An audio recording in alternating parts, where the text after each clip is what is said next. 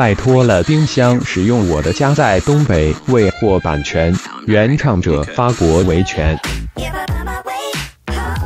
拜托了冰箱上一期请来了东北明星魏大勋和宋小宝，为了应景，烘托现场氛围，放了一首东北人都耳熟能详的一首歌《我的家在东北》，两位嘉宾扭着东北秧歌点燃现场。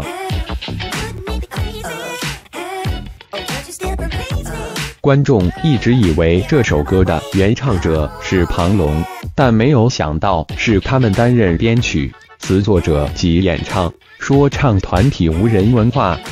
对于歌曲《我的家在东北》出现在节目《拜托了冰箱》中，无人文化称并没有得到节目组任何形式的告知，因此发布侵权行为的告知声明称，《我的家在东北》创作发布2007年5月，采样于经典民间唢呐曲《喜看公社两满仓》，编曲为 apt 无人文化莲花，词作者及演唱者为 apt 无人文化 apt 无人文化大木豆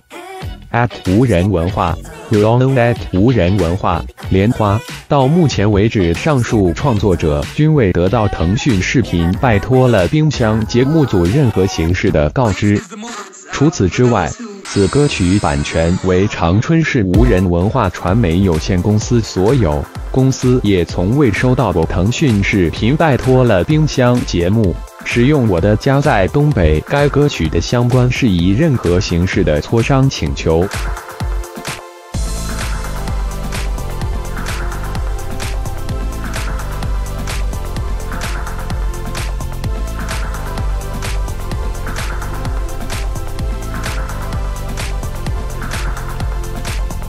本歌曲在未得到任何告知和许可的情况下，由腾讯视频拜托了冰箱节目组擅自发布使用。对此，长春市无人文化传媒有限公司正在撰写律师函，进一步追究其应负之法律责任。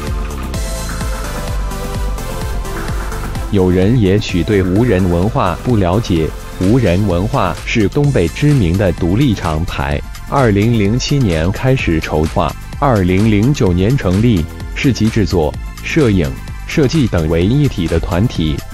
随着2017年中国有嘻哈的播出，说唱被更多的人认识，无人文化团体也被更多的人认识。旗下歌手有 JEM、莲花等等。现在知识产权受到很大程度的保护，希望广大网友要谨慎注意，不要侵权。